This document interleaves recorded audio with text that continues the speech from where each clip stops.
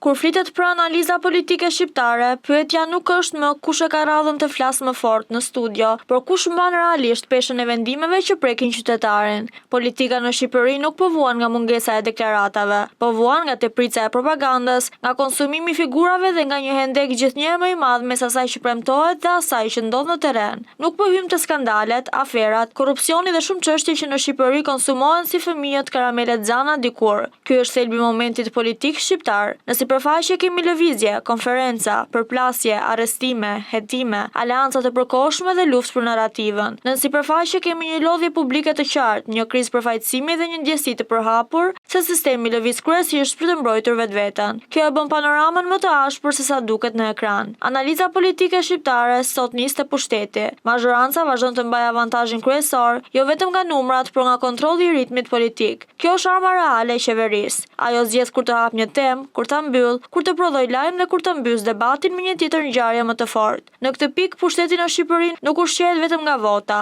ushqehet nga administrata, nga komunikimi centralizuar dhe nga aftësia për të imponuar agjendën publike. Problemi për qytetarin është se ky kontroll nuk përkthehet automatikisht në qeverisje më të mirë, përkundrazi, shpesh kthehet në një mekanizëm mbrojtës ndaj përgjegjësisë. Sa herë plas një skandal, vëmendja devijohet te kundërshtari, te një konflikt i vjetër ose te një sukses i pompuar me kujdes. Kjo nuk është në qeverisje me eficiencë dhe transparencë, është menaxhimi i perceptimit. Këtu hyn dhe kontradikta kryesore e qeverisë. Nga njëra anë kërkon të paraqitet si forcë stabiliteti, sidomos përballë partnerëve ndërkombëtar. Nga ana tjetër, brenda vendit mbart peshën e akuzave për klientelizëm, hapje të institucioneve, arrogancë politike dhe mungesë llogaridhënie. Stabiliteti kur nuk shoqërohet me standard kthehet shpejt në justifikim për të mos ndryshuar asgjë. Pushteti lokal dhe rrjeti i ndikimit. Një pjesë e madhe e forcës politike nuk matet në kuvend, por në bashkinë, në drejtor rajonal, në tender dhe në sistemin e emërimeve. Pikërisht aty krijohet lidhja mes partisë dhe interesit. Në letër kemi institucione,